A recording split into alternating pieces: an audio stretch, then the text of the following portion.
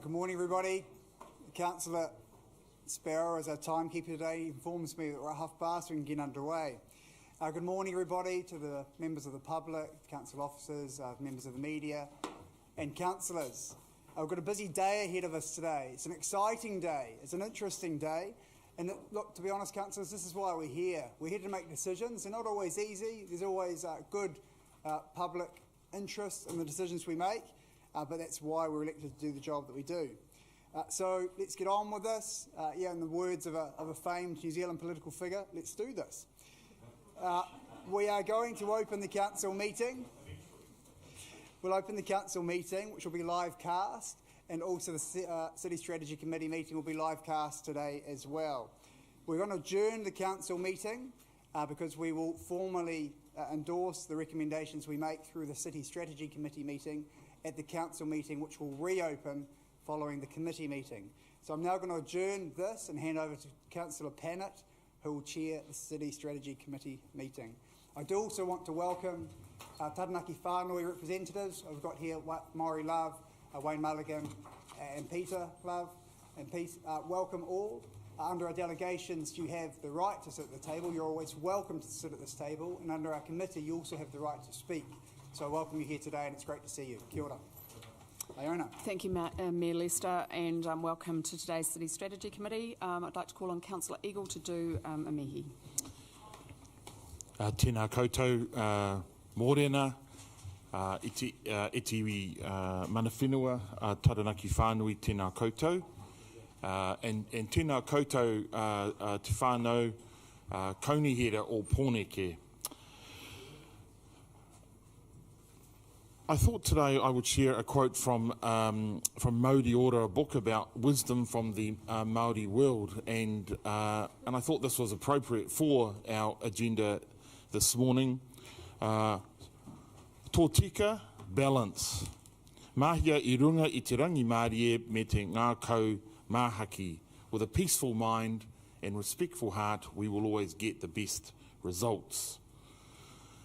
Chair, do you want me to stop there? That's fine. That's probably enough. Thank you. Thank you. Right, okay, so if you could just let Maria or I know if you need to leave. Morning tea will be at 10:30. The only apology I've got today is from Councillor Calvi-Freeman, who's got a family funeral, but I'm hoping that we'll have made good progress by that point. Conflict of interest declarations, they have been declared from Mayor Lester and Councillor Young. Any other conflict on Shelly? Any other? No, thank you. I'd just like to confirm the minutes from the 21st of September. Can I have a seconder? Thank you, Councillor Marsh. Couldn't see you behind me. Is there any debate on those? Okay, now I'll put the motion which has been moved and seconded. Those in favour, please say aye.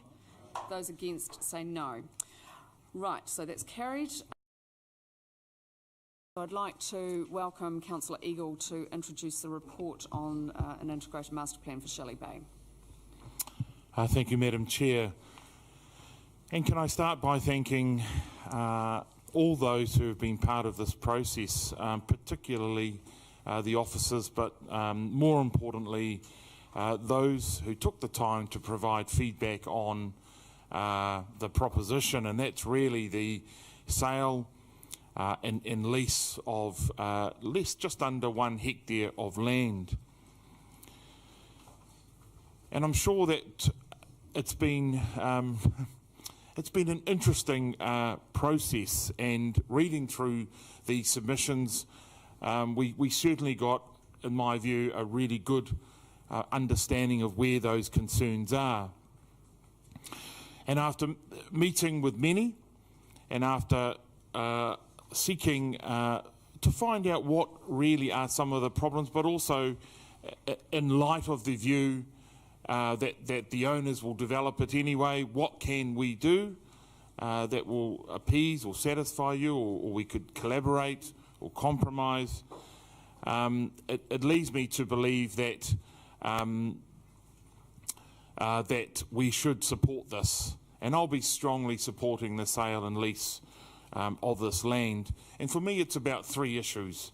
First is that we have an opportunity to revitalise our city that has been neglected, and I don't want to be negative in saying that. It has its own history in terms of being released from the Defence Force use in 1996 through into iwi ownership and now the proposition with Shelly Bay Limited. But it is a story of wasted potential, and I think we can make better use of the land we own in partnership with the developers. And this development proposition gives us the opportunity to do that. The second for me, and the biggest issue, is the partnership with iwi. We've signed a memorandum of understanding to give strength to our iwi partners, and for me that's one of the biggest overriding ticks for this. We've heard that this will be a significant development. We've heard that this unlocks the potential for them to do work region-wide. And through the presentations we've heard about other proposals locally, but also regionally in places like Wainui or Mata, and that gives them the capability to deliver on much more than just their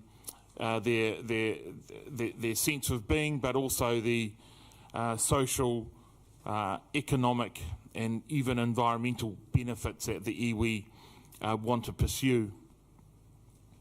And I think in terms of being a responsible treaty partner, we should support that aspiration. And we should support it with action, not just words. And we've seen words for many years. And in the 7 I've been around this table, this presents itself as the most significant demonstration of our relationship with them. And the iwi have been clear, they want to develop the site with or without us. I think we should be with them. The question then is there a better development? Is this a better development for Wellington if we're part of it? And that's why I think we should be. We need to be part of it. We're going to have to be part of it anyway.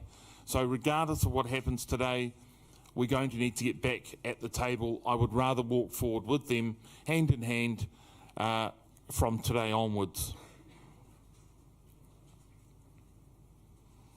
I know there are many amendments that a number of you want to put up. I've seen them. I support them mainly, and there'll be time for you to talk about that and explain. One of the most important issues that have come through from the consultation has been, what about the affordable housing component? I know Councillor Dawson will be putting something up around that.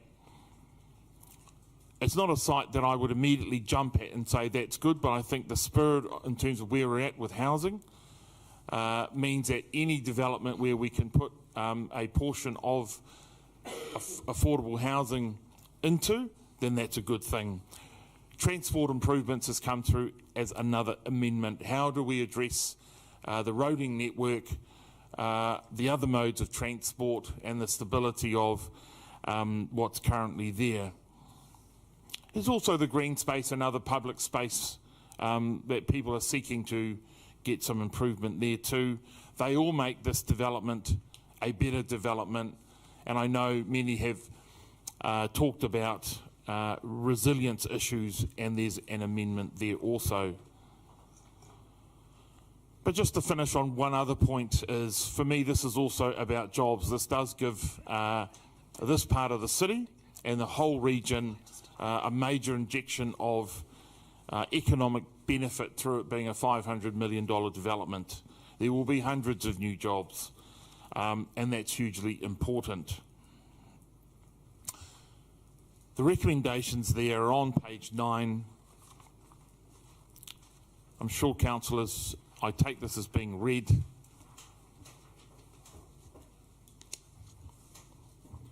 And to finish, if we want, if we are aspirational for our city and we want the best for Wellington, then I'd ask you to support this. Thank you. Do you have a seconder? Councillor Day. Morena, kia ora hui hui mai tātou katoa. Tuatahi, e te iwi mana whenua, ki a koe e te hiamana wain, tēnā koutou. Tēnā koutou mō ngā kaupapa e pā ana ki te MOU, I roto I te reta, I hōmaihia ki a mātou I te hui I papitia marae. Tēnei taku mahinui ki a koutou, ka huri a hau ināia nei ki te reo tuarua. So, as Portfolio Leader for Māori Partnerships, I acknowledge taranaki whānui ki te upoko o te ika and PNBST, Port Nicholson Block Settlement Trust. On the 29th of March, we had our first ever meeting at Papitia Marae, where we signed MOU with PNBST, Port Nicholson Block Settlement Trust, and Ngāti Toa Rangatira. Our presence at the marae signalled our firm intention to give life to the MOU that was signed. At this meeting, Chair Wayne Mulligan handed us this letter. In this letter, he quite rightly said the MOUs don't implement themselves. He also stated that now is the time to share visions, ideas and opportunities. The Shelly Bay development is the start. Just yesterday, we heard about the challenges ahead for housing supply in Wellington. We also discussed the need for smaller dwellings. This development delivers that. In Wellington, there is a current shortfall of 3,900 dwellings. And we also heard that by 2040, Wellington will have to accommodate up to 6 korori across the city. That's massive. Any questions that I've had through this process have been addressed, and I believe we do need to rely on the judgments of the experts. I would really like to acknowledge the iwi, the way they've worked through the process. They have made sure that they're available to the public and to listen to the concerns of the community. They are taking their role of kaitiaki seriously. They've taken the initiative on safeguarding the korora, the little blue penguin. So this development, it provides a springboard, as Councillor Eagle said, for further developments across Wellington, and particularly with regards to affordable housing, and we know how important that is in Wellington. My focus has been to think about what's right for Wellington as a city, for the people who live here now and the people who will live here in the future. What is proposed provides fantastic public amenity for all Wellingtonians. I have no doubt in my mind that any alternative approach leaves uncertainty, it will incur significant costs and ratepayer expense, and it's a breach of the relationship that we are seeking to progress with iwi. This development will benefit all Wellingtonians and provide the opportunity that Port Nicholson Block Settlement Trust and Taranaki Whānui need to further develop across our city. Nō reira, tēnā koutou, tēnā koutou, tēnā koutou katoa. Kia ora, and Messrs Mulligan and both of the Mr Loves, would you like to speak now? As you have a right to, and it's great to see you here. Tēnā tātou. Tuatai kawana ngā mihi ki a koutou te tēpu.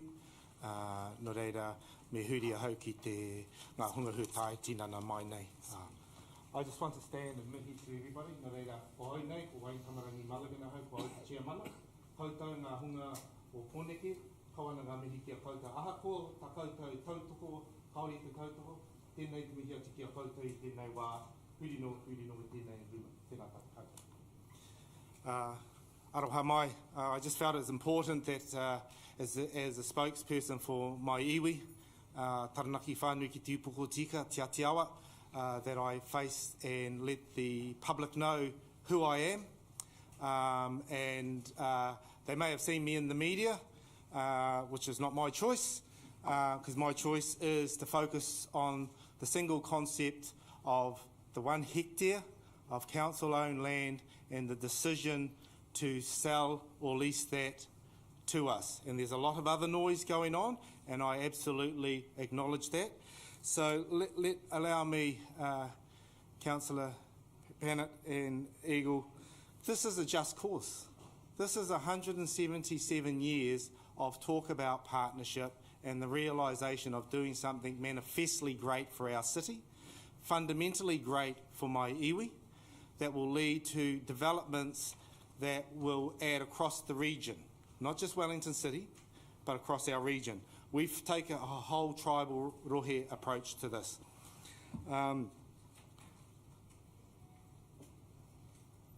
50% of our master plan, just over 50%, if you should partner with us, and I will make it clear, in terms of our approach, we are going to develop our land because we have housing developments and other developments that we need to implement.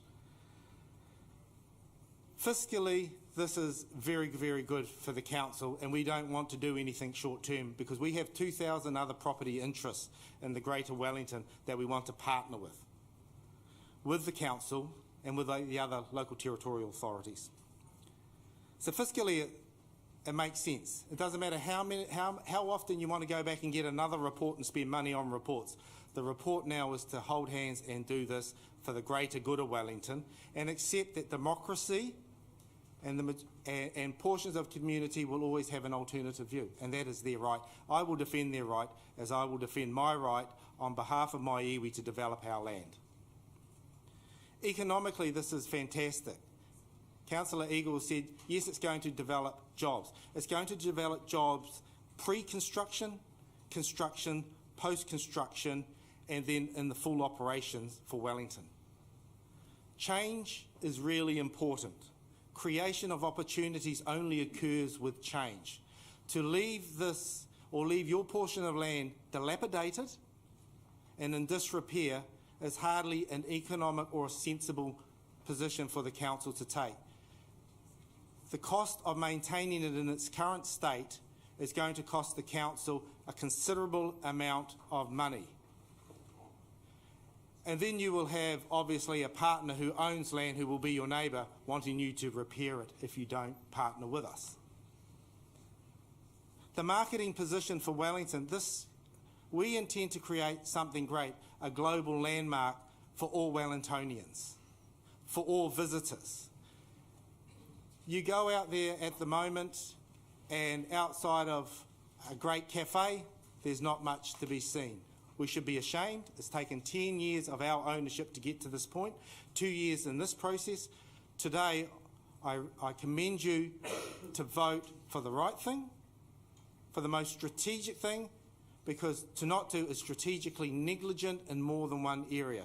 And the area of opportunity is outlined by Councillor Eagle. The partnership breach, it illustrates that 177 years is not important. We can do so much more together if we work together. The better development for Wellington, we've talked to communities and we've said, so what is your plan, what is your proposal? Nothing has come forward. We have a plan, it's publicly known, it's a master plan, and it's transparent. And anyone who has a modification to that, we have to work within the consent, because we don't create the consent. We will work within that consent. So let's picture this in 5 years' time. The councillors, our tribe, the Wellington community enjoying Tai-Kuru. Shelly Bay is history, Tai-Kuru is our future. The bay of abundance that brings people to enjoy both a public space of 50% of the area with open promenades, with the ability for people to come via the harbour and other means in the traffic, residential opportunities which free up other residential opportunities in here, so we shouldn't look at this as linear, as well as commercial activities. This is a master plan that we are proud of as Taranaki whānui. We hope and we trust that, noise aside, councillors will see this as a huge opportunity for Wellington and for our Wellington residents, whether they live in the peninsula, whether they live in other parts of Wellington, the region, or the visitors. And the biggest impact I had on this was when I went to the Chocolate Cafe and sitting next to me were a couple, and I didn't tell them who I was, and they were showing their tourists what Shelly Bay is like, and they were showing the video. I have seen no other proposal prepared to do that. So, councillors, yes, there's lots of noise about things. I trust your judgment. You understand our position. And in this week we should be able to announce publicly 1 or 2 accords on housing across Wellington, including when David and his team give us consent for Newtown, 74 affordable apartments. No pressure. But this is what it means. If you look at this as just Tai-Kuru, Shelly Bay, it's wonderful. If you look at what we can do, it's fantastic. It's fantastic for people. It's fantastic for Wellington. So I'll just ask my cousins, we are all related, but this is our Peter Jackson. Yes, I am so sorry, Mr. Jackson. I'm so sorry. I should have. And this is my cousin Morrie Love. So, you know, we've met with a number of people. We've met with councillors. We've given you so many pieces of paper, and that meeting on the marae and the meeting in 2000 and the agreement in 2009 is the opportunity for manifestation and illustration of leadership. I believe we can build a legacy together which is going to be so great for Wellington, because not to do this is just unconscionable. This is not Miramar, this is the peninsula, this is Tai-Kuru, this is not Rongotai, this is Tai-Kuru, Shelly Bay. And a lot of people are getting regions and suburbs mixed, and understandably so, possibly in their minds. But I and my iwi are very clear. We purchased this land for development, and we wish, and our first port of call is to develop with the City Council. And so I will look each one of you in the eye and just say, I'm looking forward to seeing your position, because I am very clear, and we have been very honest and clear and transparent with you what our position is. Morrie, do you have anything to add? Kia ora koutou. Just to add, I think this is a very fortunate relationship between the iwi and the council. Nobody else can provide that. And as Wayne said, you've got to look more broadly. I head the Wellington 10th Trust. We're a very large landowner and ratepayer in Wellington, and we're growing by the day. At the end of October, we will open another 28 apartments at Village at the Park in Newtown. We've been building there for the last 18 years, and we will continue for another few years. So there is a lot going on in terms of our relationship here. But in 2008, there was a vision for Shelly Bay. Reports came out like the Becca one on infrastructure, and it looked like a scary proposition. But in reality, you have in front of you an opportunity for something really good. But we're biased, but we can't see other options that are going to provide the council with the advantages that you have in front of you. Kia ora koutou. Thank you. Kia ora, and thank you for your for setting out clearly what your expectations are and your vision. Right, Councillor Marsh, then Councillor Gilberd. Thanks, Chair. Just a matter of process. We've got some amendments. So yes. would you like me to talk in general terms and then put the amendments in? Yes, and look, if people are comfortable, I do want to bring up another amendment which I haven't circulated. Whether you could just put all the amendments up and then people can talk to them individually, but just so we don't run out of seconders if we need them. Would that be all right? Just the ones that are in red, that the officers essentially, I understand you've accepted the ones in red. So if you just move them, we'll get a seconder, but let people talk to their individual one. Is that okay?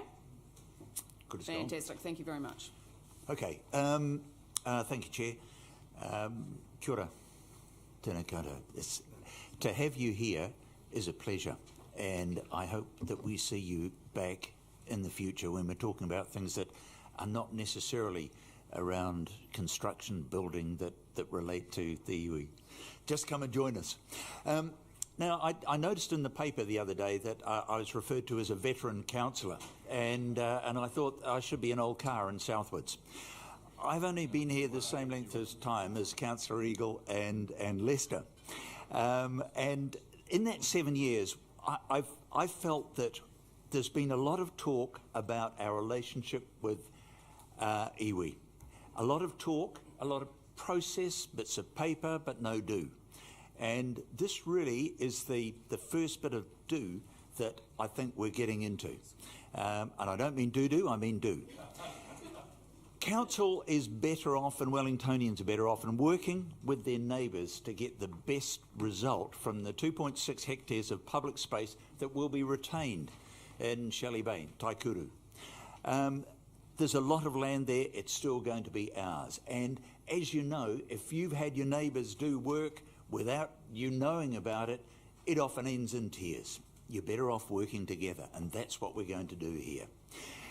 The whole process was a conversation when we went out for consultation. And to me, that's what consultation should be. It's not, this is what we're going to do, no, we don't like it, and you end up at loggerheads. The conversation carries on the same way as you should do at home to resolve the colour of the wallpaper. There are a number of things that came up. For example, people were concerned with Te Motu Kairangi, the whole peninsula. And that was clarified because the council's going to continue to work with iwi, the community, central government, to develop that strategy for Te Motu Kairangi. Nobody wants the whole peninsula to have housing across it. There is also the issue about the council's infrastructure and public space contribution, and we'll see an amendment coming up about that. We listened when that came up. Investing in an upgrade of the wider water supply and waste infrastructure. So that made sense to look at the whole peninsula and say, yeah, there are things that we can do. Instead of doing something twice, we can do it all once, but it needs a little bit of work going into the long-term plan. So we listened about that.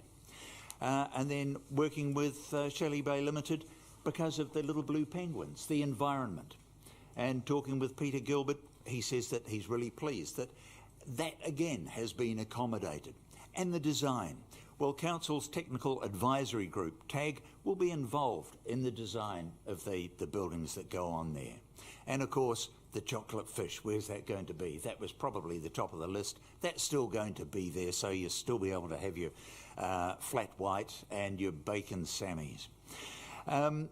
Very, very important. And the other thing that I have an amendment here that I'll table now is around the roadway between Miramar Avenue and Shelly Bay. Because I believe that when you go to Shelly Bay at the moment, you see a sign that says this is part of the Great Harbour Way. It's there, it's been there for a number of years. And the roading, as it's been designed, as we were given it, has been deemed as adequate. The improvements that would take place are adequate for the traffic. But perhaps we can do something a little bit better. Not straight away, because this is going to take a little while, the whole project, and over that time, we can be looking at the vision that we've had for the Great Harbour Way for a number of years. And we can take that vision and apply it to the long-term plan. We can discuss this with the government, so we can perhaps have an even better roading solution. Consequently, I've, in conjunction with David Chick, got a recommendation to add requesting officers to further investigate, including key stakeholder engagement, the upgrade of Shelly Bay Road. You've all got it there in front of you, and you've no doubt read it, memorised it. There'll be questions. You could win a trip to Fiji, who knows. And so I hope you will support that. Thank you. Councillor Dawson, would you just like to second the bulk of those and speak to your one at the same time? Thank you. Happy to do that, Chair.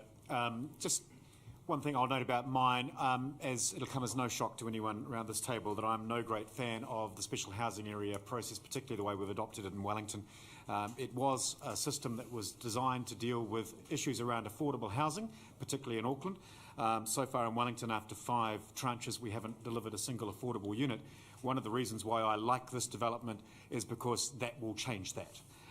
It will not change it on site necessarily, but I'm confident that between the developing partners, we will see a significant number of affordable housing units in Wellington as a result of this particular project. That's one of 3 reasons why I support this program. I'm just not going to talk about the rest at the moment because we're focusing on the amendments. I do want to note that we haven't put a number in the amendment. Because it does need to be an ongoing conversation with the developers. One of the reasons I didn't want to put a number on it, to be quite honest, is I don't want to limit it. When I say significant percentage, I think 95 to 100 would be great, guys. But, I do think we can do much better than Auckland's small percentage they have there, or even Queenstown. So I'm happy to move my recommendation and to second the bulk of them as well. Do you want to speak to the substantive, just so we all speak once only? Okay, happy to do that as Thank well. you. So the other two reasons why I'm going to support this project are quite simple, really. Councillor Marsh is a vintage classic in Southwards. I think, quite frankly, what we've got at the moment in Shelly Bay is more a rusting Austin princess. And it's time to do something about it. When I made my maiden speech here at Council, one of the things I asked us to do was to get stuff done. In my experience watching this council and involved with this council, whenever we put stuff off, we never end up with a better result. We just end up with a more expensive bill. So let's get on with it and get stuff done today. The other issue, and this is really top of my list, as Deputy Mayor, soon to be ex-Eagle, noted, this is about our partnership with iwi. Taranaki whānui, to be quite blunt, got a really crap end of the deal when it comes to treaty settlements here in Wellington. And while it may not have been us that was responsible for that, I think we all in this country have a responsibility to acknowledge when injustice has been done, and it's been done here in this city. This isn't going to fix it, but it does help to address it. I believe that our partnership with iwi is important. I believe it's solid. I believe it will become more solid, and I want to see us nurture and encourage that over the coming years, rather than seek to sideline it or even undermine it along the way. So I thank you guys for being here today. Really do appreciate it. I agree with Councillor Marsh. It'd be great to see you here in future when we talk about less tricky subjects. But most of all, I want to say we are here to support, encourage and nurture this relationship, and long may it last. Got it. Thank you. I'm just going to call on Councillor Calvi-Freeman, just given we're on a bit of time constraints, and then Councillor Gilberd. Thank you. Thank you, Chair. Kia ora. Look, I've been to lots of meetings. I've been up and down to Shelly Bay many, many times. I've listened to lots of views. I've sat through all the presentations and hearings. I once, at one of the meetings on a cold evening, made perhaps the mistake of sitting next to Mr. Castles because he happened to be sitting under the heat pump, and I found the following day in the popular forum that I was in league with him, and I'll learn from that.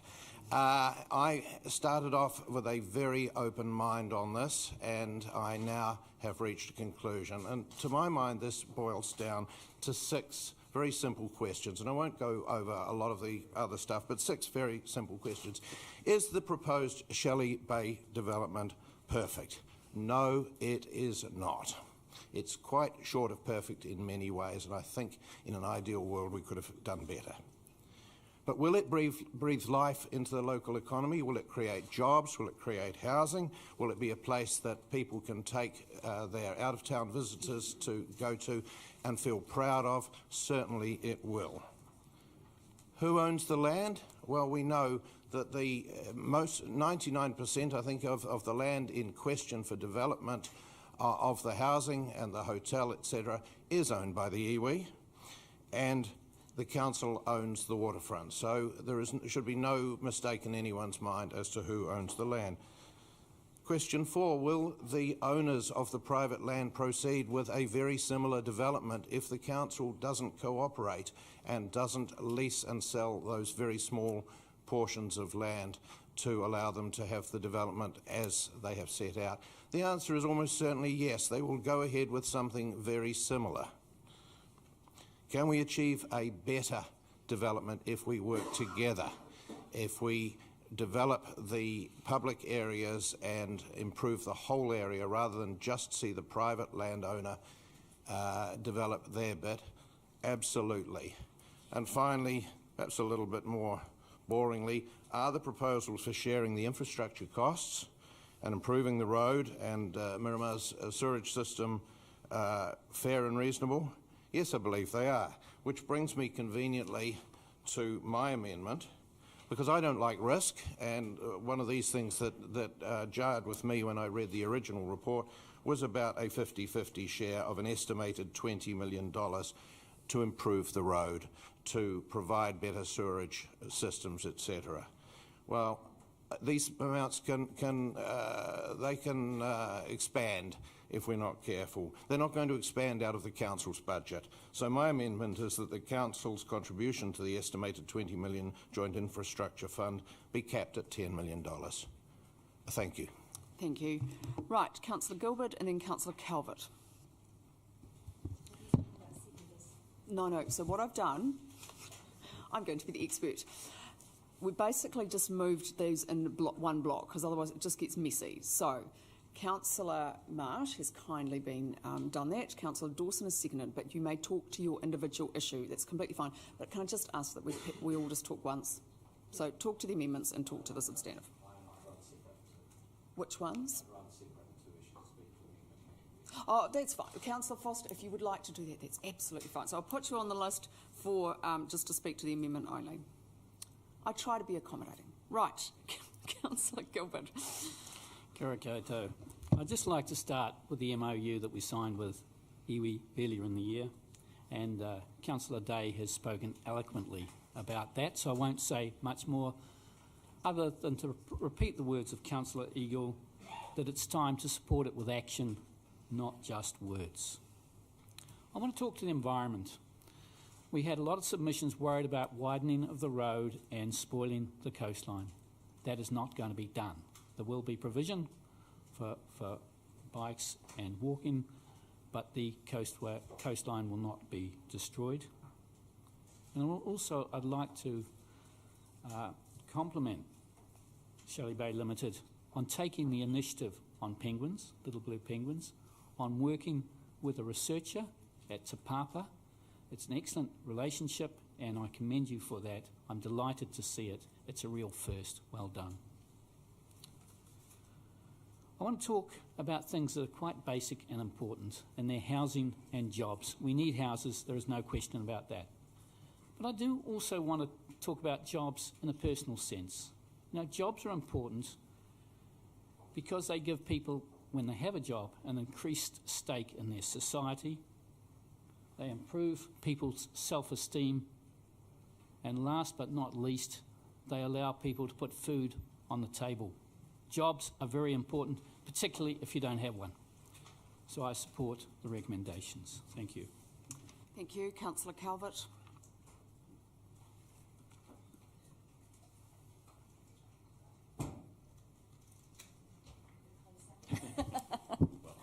Thank you. Look, I'm speaking in support of essentially the proposal here, and thank you for coming in, and Wayne, Morrie, Peter, and just really to reiterate what Wayne was saying was Shelly Bay Limited, they own nearly 8 hectares of the land. We own 3.5 hectares. We are talking of that 3.5 hectares that we own, leasing or selling just under 1 hectare. It's not a it's not a large piece of land. Part of that's made up of a bit of land by the hillside, and the other part is a building near the wharf. Through this development, we're going to get a lot better developed public amenity space. And I think that was one of the concerns that I heard from a lot of people. You know, we heard comments about it being a gated community. We know it's not going to be a gated community. People can still go there on a warm summer's evening, if we get one of those, eating fish and chips and fishing off the side. So that's still going to be able to happen. It's still going to be open for all Wellingtonians. And look, you know, we had... We engage widely. This came to us originally back in April, and we had a lot of questions at that time. And we knew if we were going to go out to consult, we needed to have answers to some of those questions. So we took actually a couple of months gathering even more information so that we could ensure that the public were as informed as possible. And I know there was a few gaps, but essentially we provided a lot of information so that people really could have a say. Most of the feedback we did receive did relate to the resource consent that had been approved, and that decision's been made for better or worse. However, through this consultation process, I think we've been able to address some of those things that might have come up in that resource consent about the little blue penguin and the roading and the infrastructure. What we also know is the public want to see, well, what does this mean for the whole peninsula? And I think as a council that's one of the things that we've got to be able to communicate after this as well. What is the master plan for the whole peninsula? And that will give people more trust and confidence in what's happening. I think the other good thing that's come out of this is the Port Nicholson Trust and the local community through the Miramar bid have re-engaged, and I think there will be ongoing good conversations happening through that, and that will help the development. And as we talked about how we need extra housing, we no longer have the opportunity here in Wellington to leave undeveloped space. And I heard words about being negligent and strategic, and I think we've got to deal with that land. We can't just leave it there. We need housing. But when you develop housing, you can't develop housing in a bubble.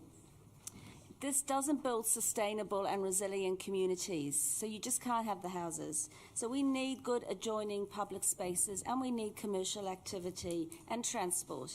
And so this development, I think, gives us that. It helps to build a sustainable and resilient community.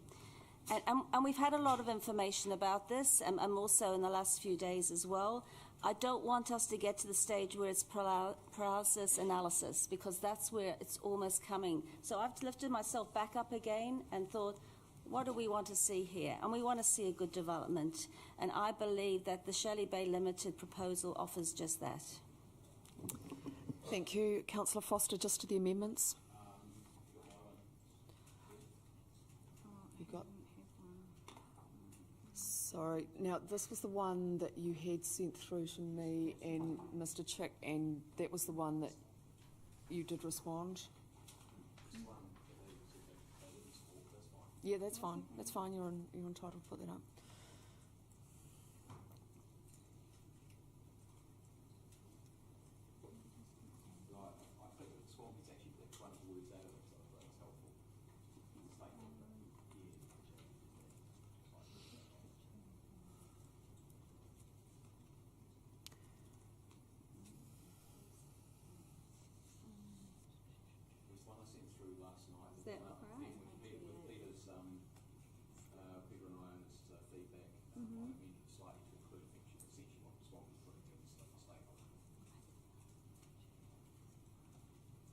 Right. Feel free to go. No, they're not the amendments, right? Look, I'm just going to suggest we'll go to morning tea and we'll just sort this out now. Thank you very much, everyone.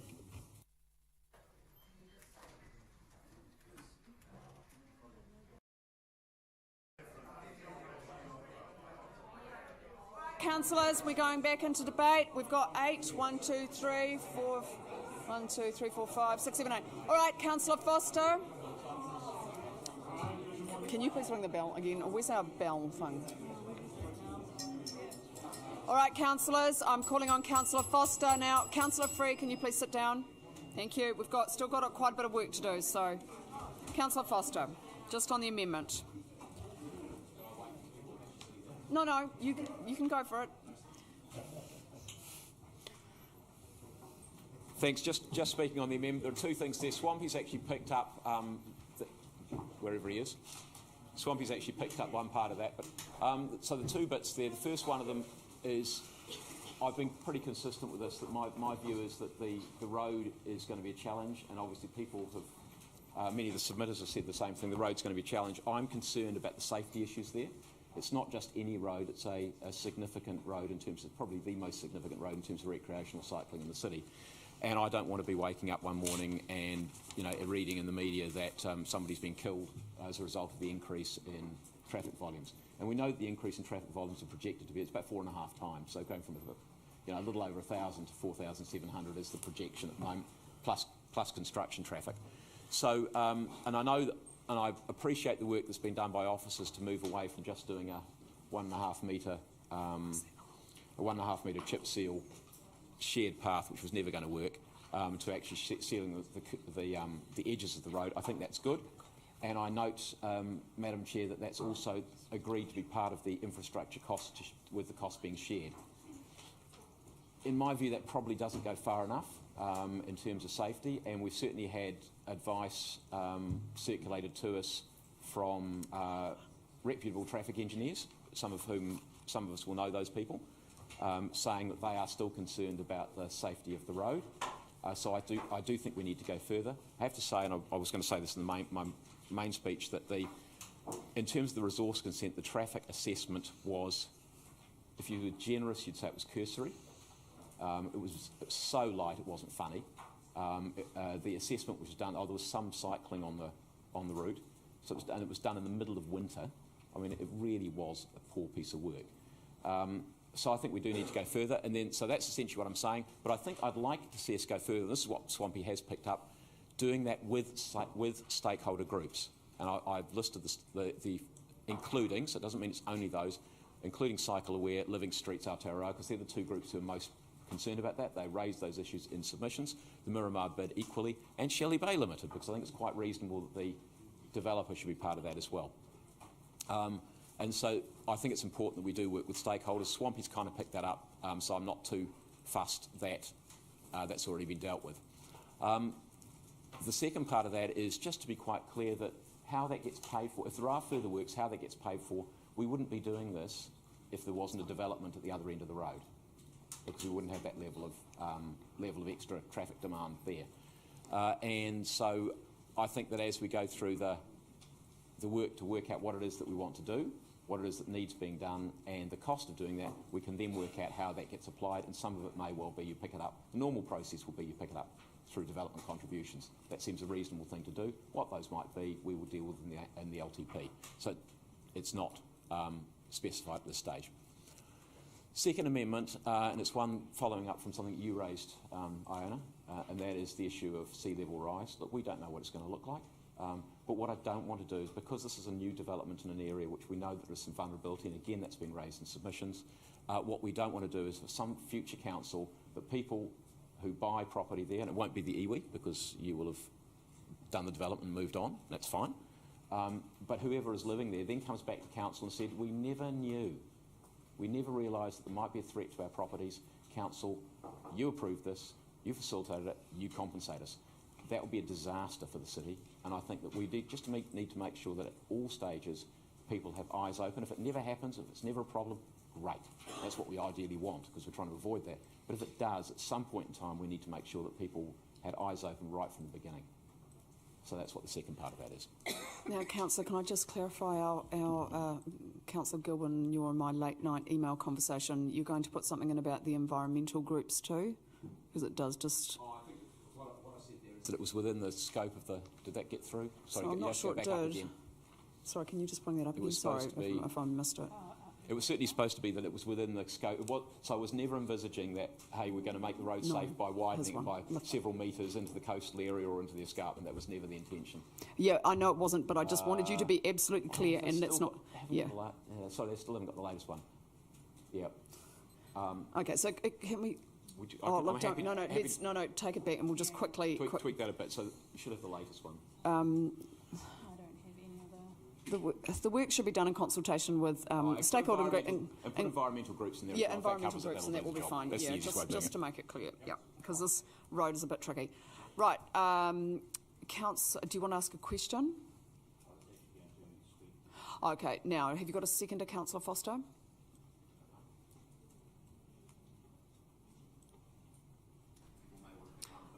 Okay, Councillor Free, do you wish to speak? I just want to say the road has throughout this process been a big concern of mine, and I think that was reflected in the submissions. So I consider this quite an important amendment. Thank you. Thank you. Councillor Marsh.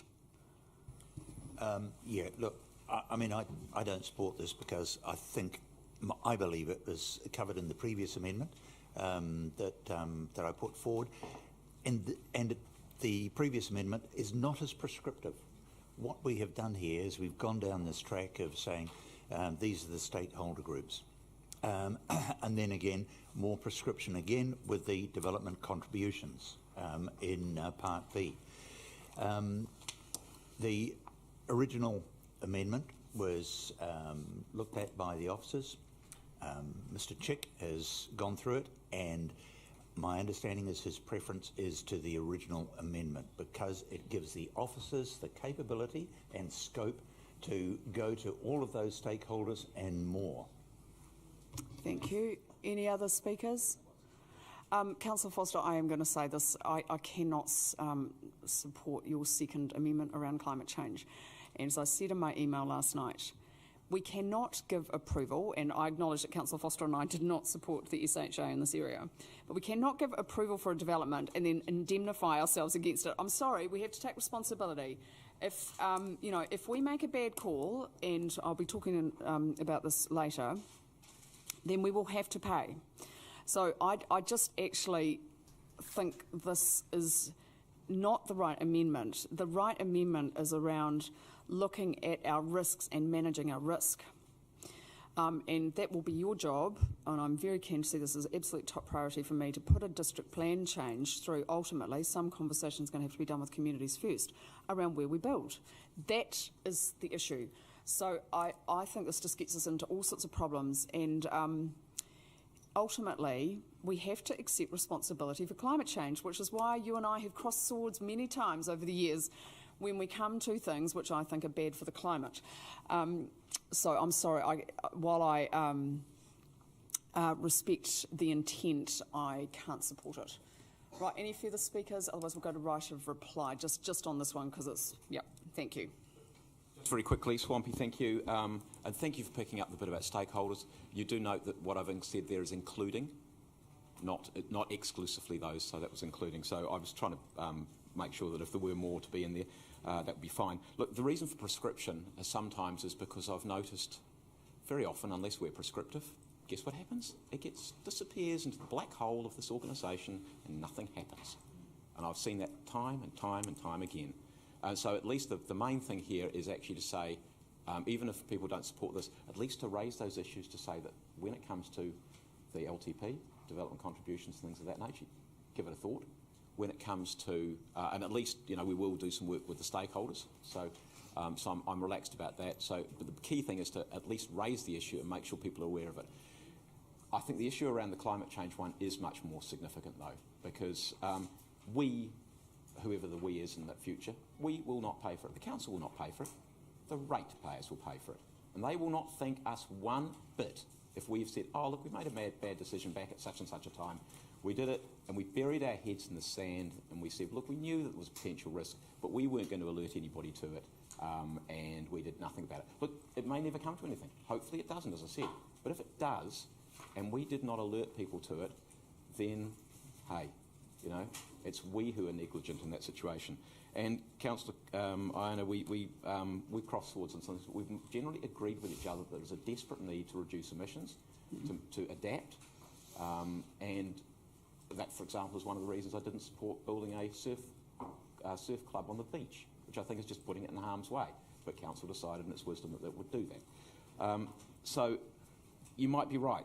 We can't give approval and then indemnify ourselves. But I think we do need to make it clear that there is an issue there. And the district plan is not going to be an easy issue. Capity showed us how difficult that is going to be. But we had a report the other day, and I don't know how far it went actually, but there's certainly a report in the media that said that something over 70,000 properties in this country are at serious risk of damage from sea level rise, or damage or destruction from sea level rise. And we are actually starting to see properties in some parts of the country, and particularly think of the West Coast and Hawke's Bay, where properties are actually being lost to the sea. So it's just to make sure that people are eyes open. So I don't resolve from actually raising the issue, but I think that Council does need to think about how it alerts people to this, to concerns, and it's not just going to be about Shelly Bay by any stretch of the imagination. Thank you. Right, all those in favour of the amendments, please say aye. Aye. Against? No. I think that's probably lost. Do you want a division? A show of hands, very, very quickly. All those in favour, please just raise your hands. We'll just take. Okay. This is on this one. On the amendments, just those ones. So that's Councillor Lee, Councillor Woolf, Councillor Foster, Councillor Sparrow, Councillor Free. Thank you very much, and everyone else. But thank you for thinking about that. Thank you. Right. I'm now going to put myself on the speaking list. I'm sorry, I usually do try to go last, but I don't want to look like I'm trying to do the right of reply.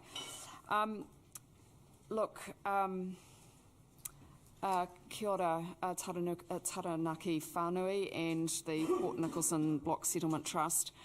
Thank you very much for being here. I think it would be great if you could come more often, and you're most welcome, as I said. I'd like to thank submitters and officers for the work that has been done on this proposal. I know it has taken much effort. And I acknowledge the arguments that have been put forward by some of my colleagues around the positives of this development. The protection of some of these older buildings, the open space, the attempt to lessen dependence on cars definitely have some merit in my view. And so there's some balance here. However, I'm not going to support it today, and I have changed my mind for the reasons that I'm about to outline. And this is somewhat of a bitter pill for myself internally because, as I said to Mr. Love, I protested against the fiscal envelope in the 1990s. If we hadn't had that, we might not be here today. The settlement that was offered to you was pathetic and an insult. It was not restitution for the discrimination that mana whenua experienced here. And we still have a long way to go. So it is difficult. However, relationships, this has to be a strong relationship. There isn't actually much choice because our treaty partners and the council, whatever form it may take, are multi-generational institutions, and it will survive. And you've obviously got lots of projects in the pipeline, and that's positive. And I'm sure there will be many other ways that we can work together.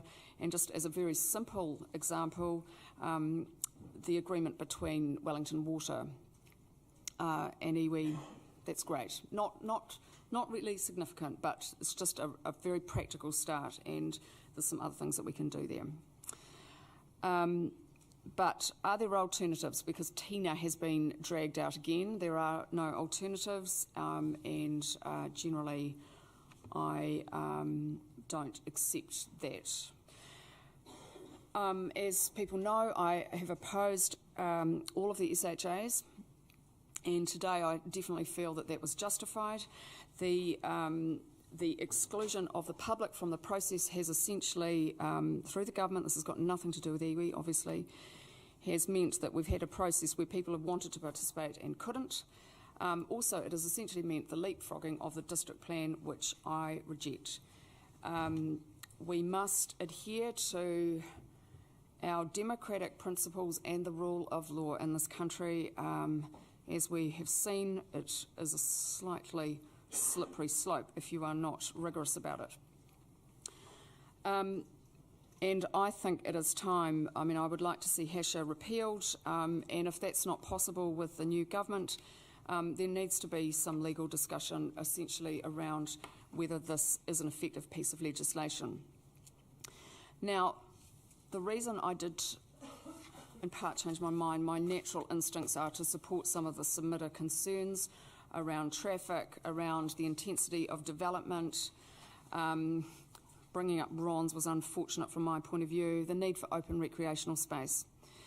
But it was the letter that I received from Wellingtonian with extensive experience and expertise in this area which really gave me cause for concern.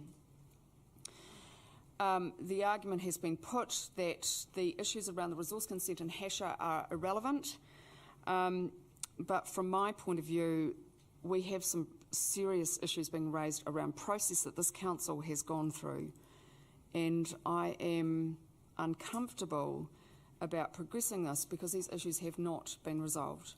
I appreciate that this will be frustrating for iwi, and I apologise for that because it's not your fault if we have some issues around our processes.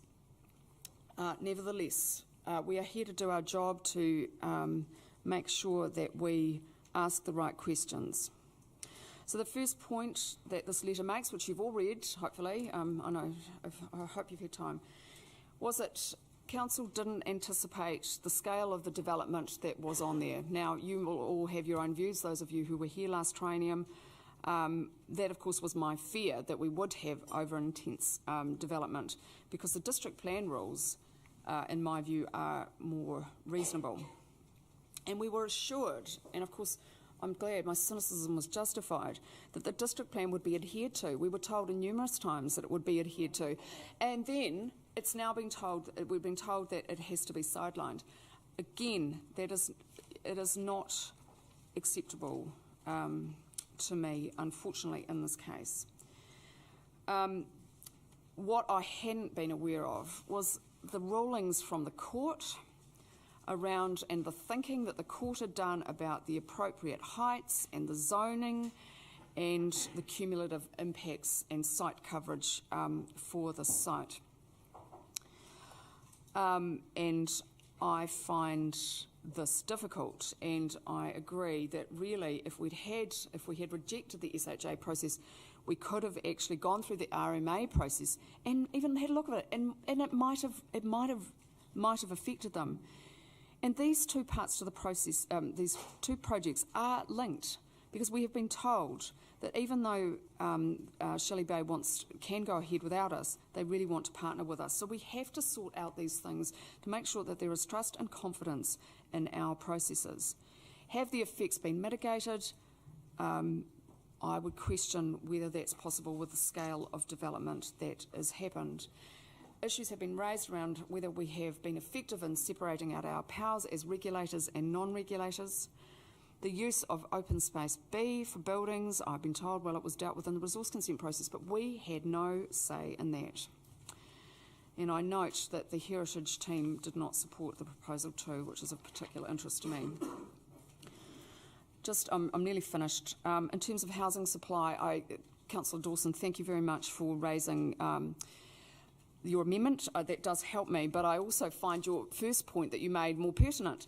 We actually do not have an undersupply of $800,000 and $900,000 households in the, homes in this city. And so while I completely understand the need to free up some capital to do some affordable housing, this is not really going to be it. And the amendment, of course, gives us no guarantee. I am deeply concerned around the climate change implications, but I acknowledge what Shelly Bay has done to try and mitigate that. I appreciate it. But really, in approving this process, we haven't had a chance to go through and say, look, if we are developing on the coast, what are reasonable rules so that we don't put people's investments at stake? And what I was thinking, I mean, the irony of it, it's usually the environmentalists who are criticised for not caring about the economy or finance, but actually we are your greatest defenders of your private property rights. Climate change is going to undermine those, and they need to be protected. I'm appreciative of the infrastructure work that was done at my request, and that did give me some confidence. But I do note, however, that Wellington Water did talk about the uncertainty of some of these costs, which does make me a little bit nervous because, you know, right from the beginning, I thought it seemed a bit cheap. We were always warned how expensive it would be. Just lastly, I acknowledge the iwi right to build. You know, that is the piece of legislation that's been passed. You own the land, you have property rights like anyone. You will be disappointed by those of us who just feel in this particular case, not in every case, that there are too many issues around it, and that there are still a significant number of Wellingtonians who do have concerns, and that it is deeply regretful that we just couldn't go through a normal RMA process to try and at least address them. But because of the decision-making processes of council, that wasn't possible. So I've just got two small amendments. So first of all, can we just look at the climate change one that has officer support? That was the best I could do. Essentially, given what our current settings are, I think it's one of the last ones. So if you can just... Yes, so if you could just, so that's just to really, when I talked to Mr Chick, this was about encouraging stronger mitigation and adaptation because of the risk. And if we don't do it, the insurers will. They will be making the calls about where it's productive to build. Okay, so hopefully that's a reasonably straightforward one. It doesn't raise any issues. The other one I am just raising, and look, the point is just to raise it. Given some of the concerns that have been raised around our process, around the scale of the development, I am going to put this up. I have heard what iwi have said today, and I acknowledge it, that you just want to get on with it, and of course some of my colleagues will. But I am just uncomfortable, and I guess at least one of our colleagues had raised this issue with me, so I'm just going to put it up. I don't expect a long debate about it, but I just want to make the point that we, I think, still have some more work to do on our process. So if there is a seconder for one or two of those, that would be great, and then if there's any debate we can go to that. So the first one was just around the climate change, which Mr Chick has agreed with, so hopefully that's not difficult. Councillor Lee? Is that okay with you? Yes, thank you. And just the other one about the review. Yep, okay. Do you wish to speak? Yeah, and you could just speak to the whole paper if you want. That would be great. Thank you. Yes, I'll just speak to the amendment and to the substantive. I think, Wayne, you brought on a very interesting aspect. You said this is all about doing the strategic and the right thing. And I think doing the strategic and the right thing is it's actually looking at the scale, intensity, the type of development or land use, and it's also about due process. And I'm not comfortable with all those areas. And it's not, and it is still also about honouring our MOU. It's about a partnership, and we do have a common purpose and intent in the MOU. And just looking through the MOU last night, it talks about ensuring wider strategic vision for the Miramar Peninsula, so that the Miramar Peninsula is achieved for all citizens. And also in the MOU, it talks about working together for the benefit of all. And what is common in those two statements? It's about for all and of all. And is this development going to benefit the public good? Because that's our job as a city council. And I don't think, if we're looking at the scale and intensity and the type of land use and the process, I don't think we are actually achieving that purpose, which is for the greater public good.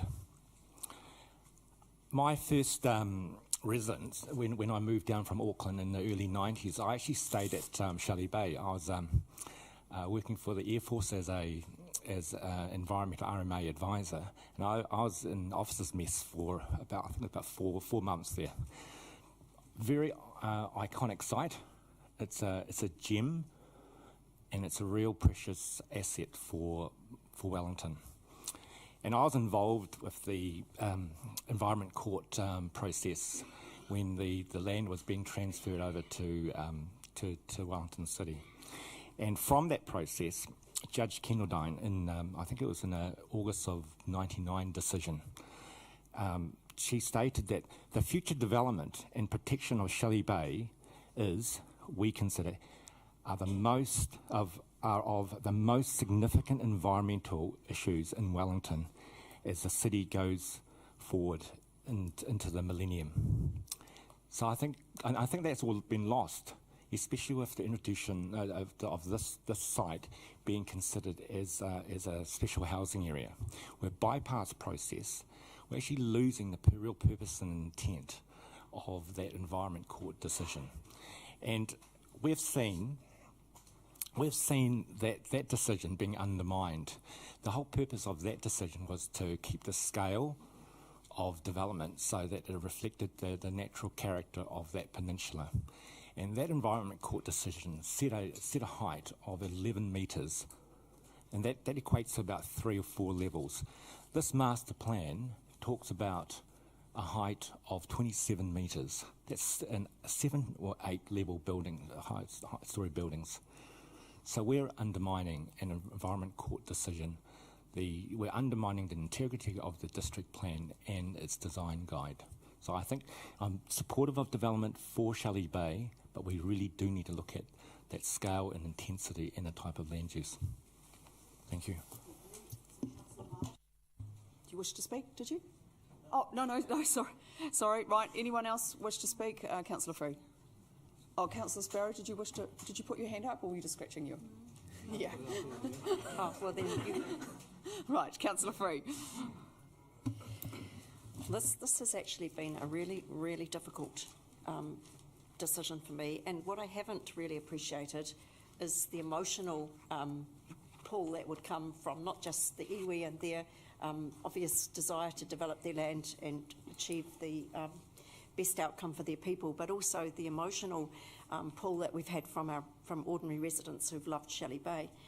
But for me, from the outset, it's been a lot about infrastructure and the road. It is a very intense development, but in some ways I struggle because I'm the one who was arguing only yesterday that if we're going to develop, we actually need to do intense development because land is quite scarce. But what I'm really, really, really struggling with is actually our code of practice for land development. Our code of this road is so far off what we would consider a road for any of our land developments that I'm pleased with the amendments we put up, but they really don't go far enough. I want this council to be on notice that we're going to have to spend a lot of money to make a decent, safe road, and we're going to have to do that quite sensitively to the natural values of that site. In our land development, we would have to have the provision of a continuous through road, which would be classified as a collector road or higher, and it would have to be suitable for public transport use. It would have to be, if we get involved, allow for parking, it would actually have to be 11 metres wide. And if it didn't have parking, it should be 7 metres wide. And, you know, we're only talking 6 metres here. The footpath should be at least 1.8 metres. And this footpath that we've been told was originally only 1.5 metres, we were told, but actually if you looked at the documents, it was only 1.2 to 1.5. And we've done a little bit of work to say, well, we can do a bit more tar sealing and improve that a little bit, but it's still so far off what it should be. We should have public transport available. 90% of the dwellings within a development should be within 400 metres of a public transport stop. We're so far from achieving that. So we've got a big development which really we haven't thought through the infrastructure well enough, and it's been done sort of after the event. We've got extra advice from Wellington Water, which has suggested upgrading Miramar at the same time. Now that actually was a big positive for me, because if anything, we're at least out of this development going to get some extra upgrade for Miramar, which so sorely needs it, and that will probably happen sooner rather than later. But the whole process here, in my mind, has actually been rushed, flawed. It's been hard to get information. Information we've requested hasn't come. In at least 2 instances, councillor recommendations haven't been taken on board, and that would have been about the previous mayor and Councillor Ahipena Mercer asking that open space values be deeply considered as part of any development, and Councillor Calvi-Freeman and myself put up an amendment that we should have options for the road booked to the public with costings, and that didn't happen. So I totally, agree with, though it didn't pass, with Councillor Pannett's amendment that we should have a review of how this has been achieved. Nevertheless, reluctantly, and it has been a really hard decision, I will support the sale of this land and lease of this land to the iwi, because there may be more to play out in this particular story, but I do think that it will give them the best possible option, whatever happens, of doing a really good development there. And that's my prime concern, is a good development, the best it can be, and the infrastructure and the road to support that. And I dare say we'll have some arguments about, or discussions about how that's going to be funded and what it's actually going to look like. But it simply must happen. We simply must have better access, and so that people can continue to enjoy the amenity of this very special part of Wellington.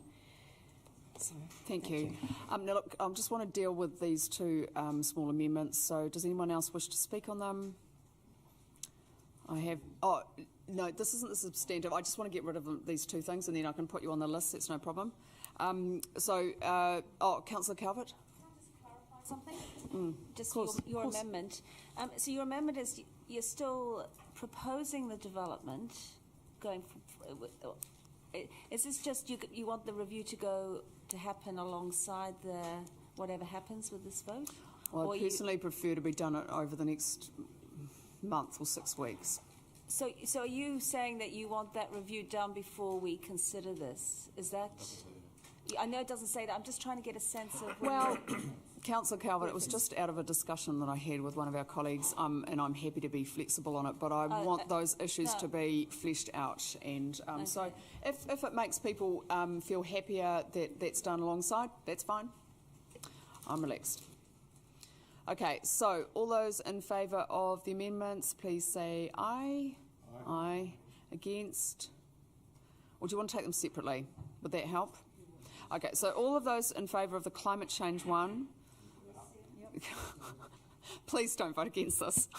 I might be very upset. If we want to encourage climate change. All right. Okay, all those in favour, please say aye. Aye. Okay. Against? Great, thank you.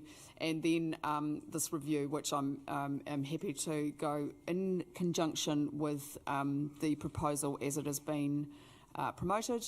All those in favour, please say aye. Aye. Against? Can we just do a division? So all those in favour, please say aye, or put your hands up. So that's Councillor Pannett, Lee, Woolf, Foster, Calvert, Sparrow, Free, Calvi-Freeman. I'm not so good at counting, is that? That must be more than half, eh? Okay, and all those against, put up your hand. Councillor Gilberd, Day, and Eagle, and Dawson, the twins, and Marsh, okay. The triplets. No, now you're triplets. Remember, you're the triplets. All right, thank you very much, colleagues. That's much appreciated. Right, Councillor Sparrow, do you wish to speak? Is there anything? You don't have to. It's not compulsory. Yeah, I will. Just on the substantive. Yeah. Thank you. Or if there's any amendments that you want to talk to. Well, much of what I'm about to say has already been said, but and I too have been toing and froing very much on this whole issue, and there is a lot to be said to support the project, and I can see many good reasons for going ahead with it, and I suspect it will result in something special for the area.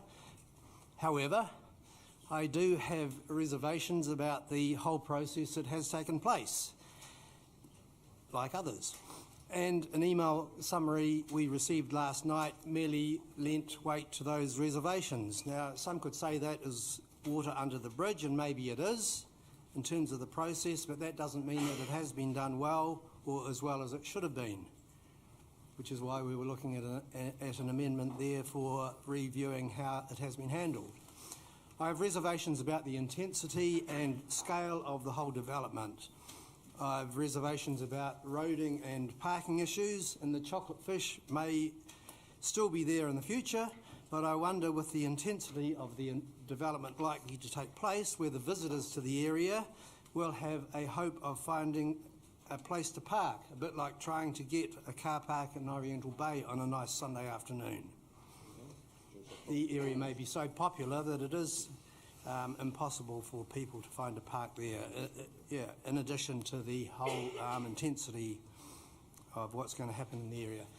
Anyway, I could go on, but I won't. I hope I'm proved wrong with these reservations, but my gut feeling is that I shouldn't be voting yes, even to the specific issue on which we are voting today, so I'm afraid that I won't be.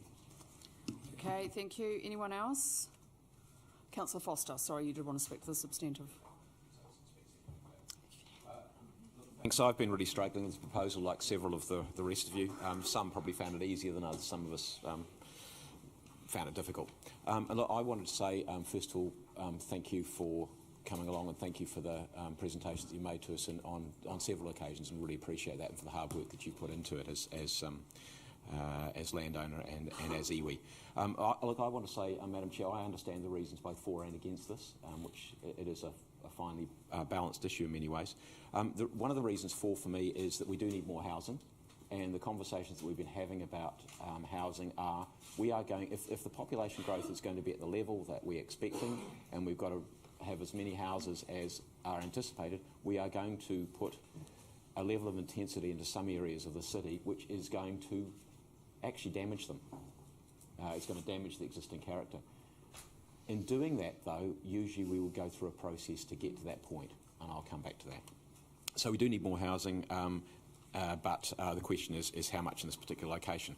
There are many good things in the development for me, and again, I want to echo the thing about getting more public transport use into the area. I think is important, although we have no guarantees either of a ferry or of and certainly not of a bus, because the regional council has been quite clear the demand will not justify that. So essentially, we've got a relatively car-dependent development.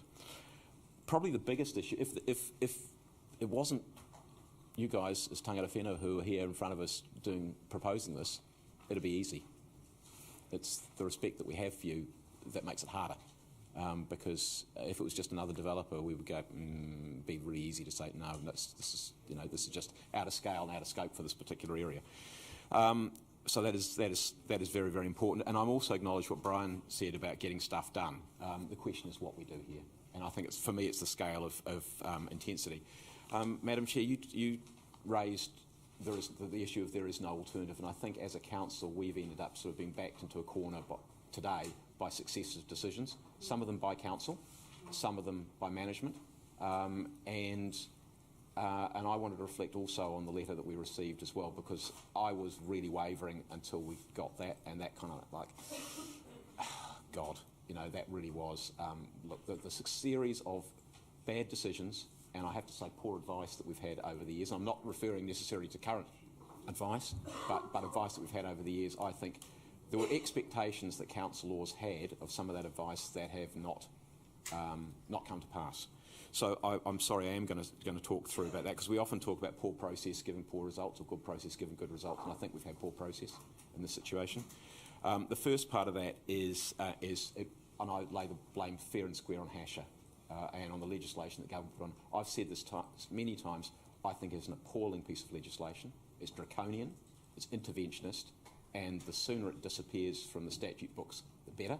Whether that will happen under whatever the government's going to be or not, I don't know, but it is a dreadful piece of legislation. There's two things wrong with it. The first of them is it basically potentially sets aside our district plan. I'll come back to that. And that's a real problem to me, because I've been involved in more district plan hearings, I think, now than anybody else around this table by some margin, and it matters to me what happens in respect to the district plan. The second one is quite explicit that the focus of Hasher is preventing public participation in the process. Preventing it. That is not what you do in a democratic country. And I think that is a real problem. And in an area like this, and you look at the submissions we've had, so many of them have been about frustration that people did not get to participate in that process. The advice from officers about the SHA process was really, really weak. I was one of those who opposed the SHA for this in both tranches of it. And like you, Madam Chair, I think that's proved to be the right call to have made. But I think it was pretty clear that when councillors got advice there were two things they were expecting. One is they did not expect the RMA to be set aside, and that was one of the parts of that letter that we received yesterday, and I'll come back to that too. The other one is that I don't think they anticipated the scale of the development that could occur, and I think they also expected, in fact you can see it in some of the amendments which were moved at the time, they also expected that our land ownership essentially allowed us to veto any given development. Well, it's become clear as we've gone through this process that actually that probably isn't the case. So I think councillors were poorly advised at the time in terms of the SHA decision. Some specific things about that. The first one of those, and I was particularly strong on this at the time, I remember that, about saying that you do not put an SHA into area which is zoned open space. Open space is not about development. In fact, it's quite explicitly not about development. And yet, the council, with the advice that it got, said actually it's appropriate to have an SHA in open space. And if I might quote one thing from the district plan, open space is characterised by the fact it has few buildings, it can be enjoyed and experienced from a distance as a visual distinction between the built and the unbuilt areas of the city. And we've cut right across that at the stroke of a pen without any consultation. Without any consultation. I think that just makes that particular decision terrible. And then when it came to the expectation, would the consent process give some weight to the RMA and to the district plan, which is I think what councillors expected. And when you read, as I suspect most of us have, the decision which was made, and I've already said it was a decision I have questions about, on the resource consent, it says the provisions of the operative district plan are a matter that regard must be had to. However, less weight will be given to those provisions than the matters specified in section 34, that's of their hasher, as carrying greater weight.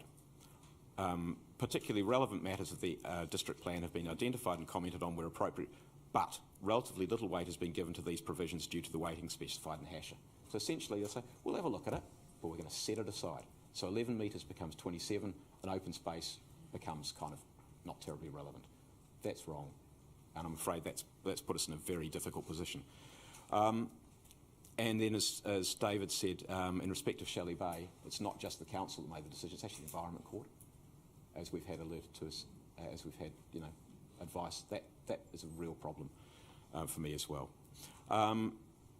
So final few things I wanted to say. Look, my biggest concern, and it does come through the consent, is I think that the issue around intensity goes straight to effect on the road and on the number of vehicles on that road, and I'm really concerned about the safety of people using that road. It's not just an ordinary road, it is probably the most popular recreational cycling route in the city.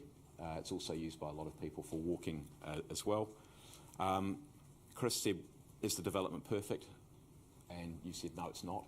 And I agree with that. I accept absolutely, and I think there should be development on the site. I just think that what we've got in front of us is too intensive. There's too much of it, and that has too bigger impact on the road.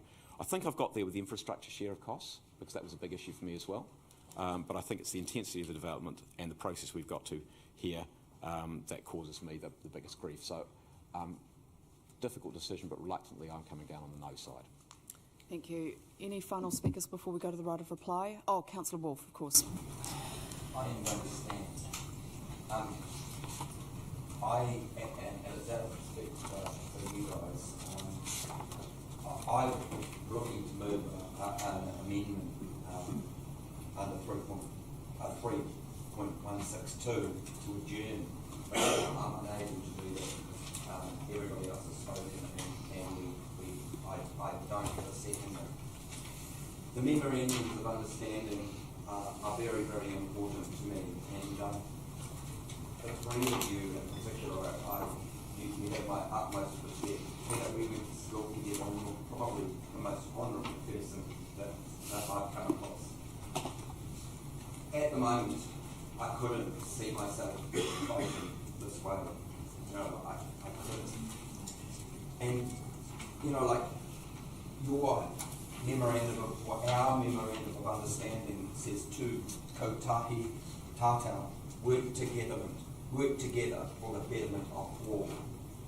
And what we've got here, we haven't reached that in any way, shape or form. I feel very let down, and I make it really, really clear to iwi, I don't feel let down by you at all. I think that you are doing your best for our people, and I say our people in a wider sense. But unfortunately, the letdown through process and through a lack of information, late information, I just cannot in my heart push to vote for what's on the table. I really can't. The former Governor General, Sir Paul Reeves, in the procurement of Shelly Bay, he said Shelly Bay is for not just iwi, it's for Wellingtonians and it's for New Zealanders as a whole. If we do this now in this way, I believe that legacy will in some way be taken. I truly do. You've heard from councillors both ways, and I respect my colleagues immensely. This is a vastly different council to what I've been on before. The last 3 years prior to this was not these people. You've heard and you've seen around the table how we can debate things and how it's cordial and respectful. And I thank you all for your contributions. I really do. You know, we not only respect each other, but we do get on with each other. So it's important for you to realise that. I'm looking you in the eye and telling you that due diligence has not been achieved yet. Council due diligence. The word unconscionable was used previously. It would be unconscionable for me to move forward and vote for the proposal that is on the table. You know, I'd be negligent, and so would some of the others around here if we proceed with this. And it does look likely that the numbers around the table will succeed in going your way. I don't think from our side that there's been enough transparency and accountability. So in the good faith, the responsibility is actually now on your shoulders. If this vote goes through, I'll be looking to you to hold a hui with the people that have not been able to put their points across successfully. I'd be looking to you to adapt your plans, that they become a better fit for more people and for the wider good. I am not happy. I am seriously unhappy, and with what we received last night, I was already confirmed as to which way I was going to vote. But last night, that was the document that we received. That was a watershed for me, and I know that you're not aware. Wayne, I am so grateful for your leadership and the fact that you and I have had such amazing conversations. I treasure that. Morrie, I treasure my relationship with you and the other tangata whenua. I seriously do. I do not want to endanger that in any way, shape or form. I'm ashamed of what has happened in the past, and I don't want some of the things that have been in the past occur again in the future, and that's why this council has to protect all Wellingtonians' interests. So I'm not going to say much more, but I would urge us all to consider what's happened over the last wee while, and I think there may be a way through this today where we can create an adjournment if the right will is there. And I think you potentially have the right to speak. Is that correct, Madam Chair? Yes. Yeah, I'm so grateful that you guys are at the table. You should be here more. You should really be here more. You should have representation at every single one of our meetings. And you should be able to put your points across, or our points across collectively. So I invite you to speak and to, I'm the last speaker. It's I think it would be absolutely right that you're given a little bit of time to gather your thoughts, and I will ask for a 5-minute adjournment, Madam Chair, if we can. Well, we only... okay, yeah, so nō reira, tēnā koutou, tēnā tātou katoa. And you are free to exercise that right again. Yeah. Thank you, Madam Chair, and all councillors. And I understand that decisions are important decisions, and I respect, and the iwi respects each and every individual person's decision. That is your right, and before us is a master plan. That's the only plan before us, and we're seeking to do a partnership with you. I've heard some councillors mention a number of things around a process outside our control, a number of processes. I acknowledge that, but the process that we wish to do is, if you vote in favour, we'll work in partnership. A vote to to the contrary is fundamentally not that partnership that we were seeking. And with that, I don't think I need to say much more. What we've said is by arriving, yes, we'd like to be here more, but we are a small iwi, and we are committed, and our commitment is to all Wellingtonians and to look after the assets of our people to generate something much better for Wellington, and we believe we're doing that. So thank you very much. I've really appreciated the opportunity and the debate around the table, and I'll just ask Peter if he has anything to add. Kia ora, everyone. It's true, Simon, we did grow up together. You lived up in Mapuia, I believe. So you would have looked down on Shelly Bay. I lived across the hill on Seatoon Heights.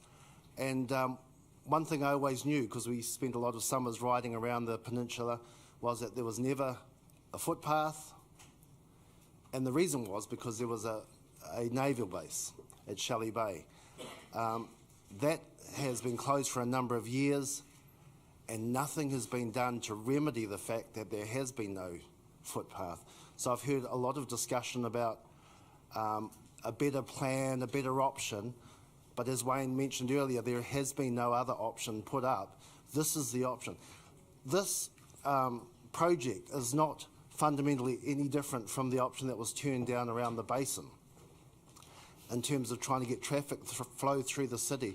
When you kill a project, how long does it take to actually, for a developer or the officials to put up another project in its place? It takes a long time because it's a very complex deal, and there are a lot of players, and it costs a lot of money. The iwi has come up with what I believe is a wonderful development. It's not perfect, and that point was made, and it was a good point, because no development is ever perfect.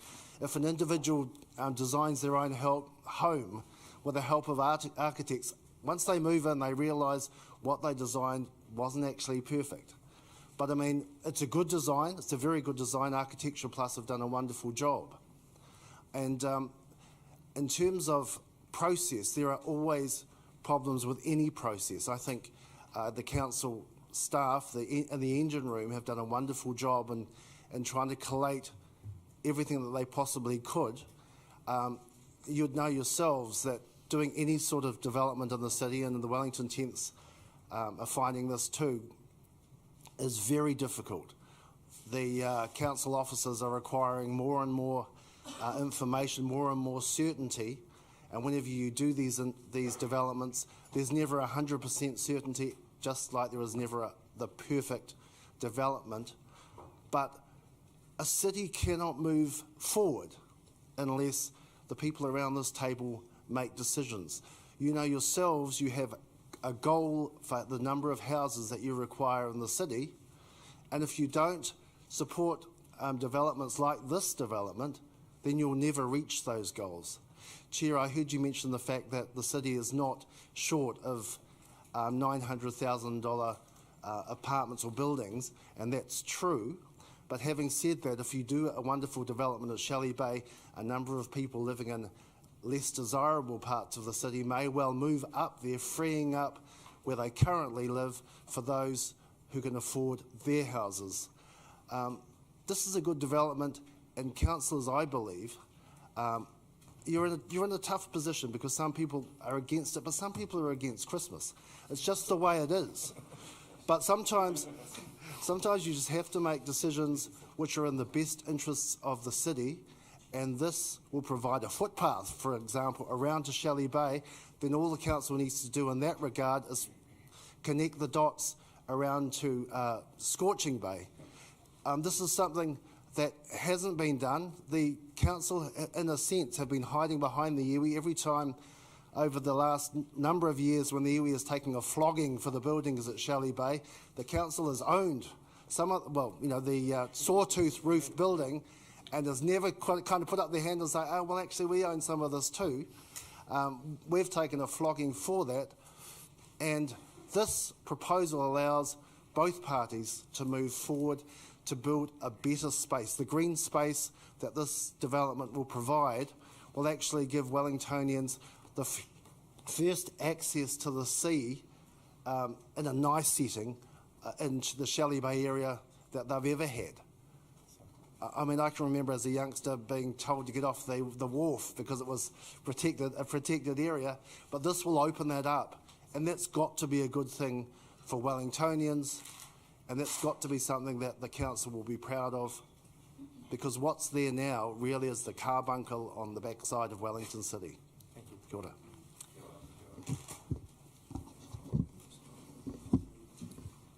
Okay. Kia ora koutou. I'll be brief. This isn't about climate change. This isn't about roading. This isn't even about the height of houses. In 2009, we made a settlement with the government in good faith on a treaty claim in Wellington. 2/3 of that settlement is involved in Shelly Bay. We need to find solutions, and we can quite easily in all of these matters. The RMA isn't the answer or even the question. The special housing area is not the answer or even the question. The question we put to you is, as an iwi and as a settlement, are we to go forward? Because if 2/3 of the settlement cannot actually yield anything for our people, then we are completely stalled. We have been stalled for 10 years. It is really time for us to move on. And really, there's a solution in front of you. It's not difficult. 0.9 of a hectare of land with some very ugly buildings is at the brink of actually being dealt with in a way that is sensitive, that is progressive, and that can be done. Everybody knew that this sat on the horizon in 2008. You know, it's taken this long. So that's it. Kia ora koutou. Thank you. Councillor Eel, can I just ask that you... Okay, great, because Councillor Calvi-Freeman wants to vote. Okay, so can I just suggest, given there's been some diversity of opinion on this, maybe we all 1, 2, 1, 2, 2 should be easy enough to vote for, and then does anyone else want anything taken separately? Otherwise, we'll do it in those 2 blocks. So the resource consent has been granted, that's a fact. The findings from the public consultation process, that I think that number 3 is a statement for. Well, we've spent 2 hours discussing that. So is that okay with everyone? So 1, 2, 2, 1 and 2, 2. Vote on that. Hopefully that will be unanimous, and then we can just decide we're from 2, 3. Oh God, there's quite a lot of them. That's the only, and we do need to do the Island Bay Cycleway. Is that all right? Yeah. Okay, I'll be very clear. Okay, so those in favour of 1, 2, 1 and 2, little 2, can you please put up your hand? So, okay, so is that unanimous? Okay, so we're not going to call out everyone's name, so Maria, if you can just start noting this down. Okay, so then I basically just want to take the rest of them, because they're essentially presuming that the development goes ahead. Sorry, this is looking a bit... Can we just make sure that we've got all the right... So, and these are with all of the... yeah. Well, no, because that starts at 1X, and we've actually got a number of them other ones. So if we can just go back... No, go back up to 2 little 3, because otherwise it's not going to make sense, and you won't actually get your approvals. So, okay, so can I just suggest, you know, all of these amendments essentially are assuming the project is going ahead. So if you support the project, you should vote for them. If you don't, or do people want to take anything separately from here? Together? No. Oh, okay, so you're happy to, okay. I'm not sure I agree with it. I think it goes as far as little 7. Oh, look, to be honest, I think we are running out of time. I think we just take them as a block, all right? What's that? We take our time. I have to Okay, I just... I'm down to the wire, catch my hands later. Yeah. So I deeply regret not being able to... No, that's fine, Councillor. We'll note that. Look, councillors, all I'm making the point is that the distinction between those is whether you're assuming that the project goes ahead or not, okay? So, because after all, if you agreed on those strategic objectives, you should be supporting the project. So, sorry, come on, Justin, that you are not in this debate, remember? Can I just get some feedback from you quickly, please? Read through them. You've had the recommendations for a few days, and then we've got all the amendments. The other amendments, except for the one on the review, was basically agreed unanimously.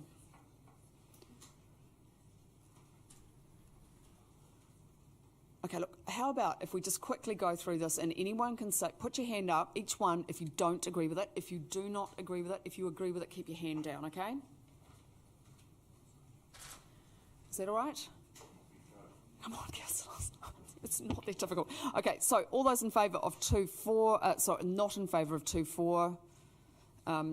So that's two of us. So if you can be on the button here, you need to. Okay, so there's 4 of us. Okay, thank you. 5, those against. Okay, so, sorry, you're going to have to be really fast on this. Okay, so me, Councillor Lee, Councillor Woolf, Councillor Foster and Councillor Sparrow. Thank you. So are we starting to get all right? 6 and 7, those against. Okay, so the same 5. That's why I'm just trying to make this. 8. So can you pull the screen down now so everyone can start to see? Okay, so those against 8, 9 and 10 and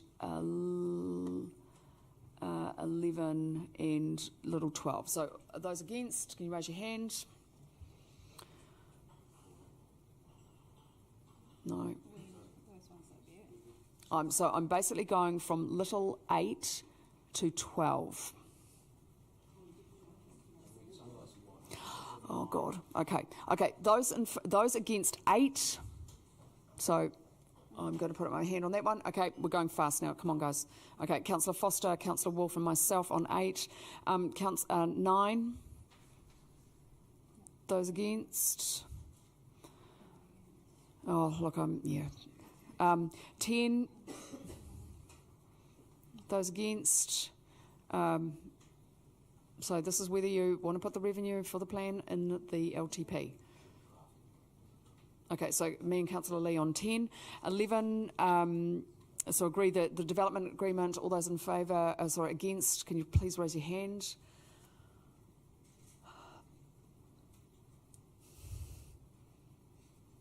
Councillor Foster, I thought you disagreed with that. There's a comprehension exercise here, councillors. Right. Those against. So there's the 4 of us, Councillor Lee.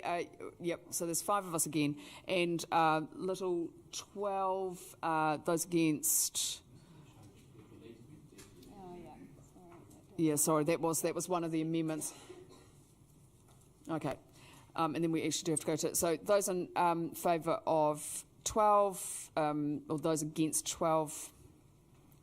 Just in terms of being consistent with the whole lot. So that's 4 of us. Okay, now if you just bring it down to the next one. There were a lot, and it's going to get worse with the Island Bay Cycleway. Can you, there's even more. Can you quickly to the amendments? Yep.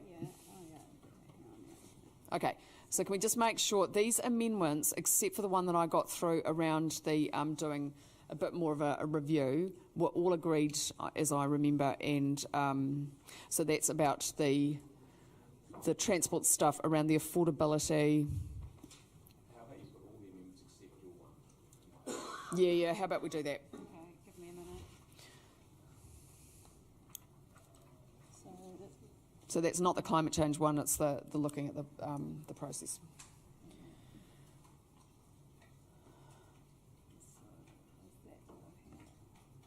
So this is 2. Sorry, this is the new 2.9. No, the red text. You need the red text.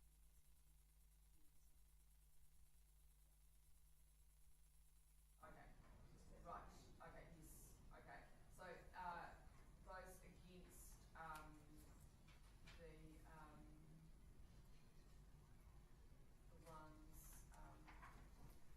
Yep, so just in terms of consistency.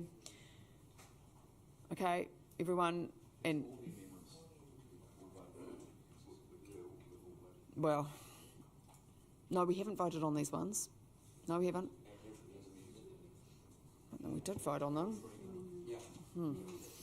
Okay, and then just my final one around the, sorry, then that wasn't a very good process because we should have recorded that. And then those in favour. Climate change. Oh my God. Okay. Last one, the one that I got through on the agreement. Those in favour, raise your hands again, please. Yep. So that went through before. So this is the agreement. So me, Councillor Lee, Councillor Woolf, Councillor Foster, Councillor Calvert, Councillor Sparrow and Councillor Free. Thank you. All right, okay, so we have now voted on the whole paper. Thank you very much for your cooperation, councillors. And again, thank you to Taranaki Whānui. Thank you very much.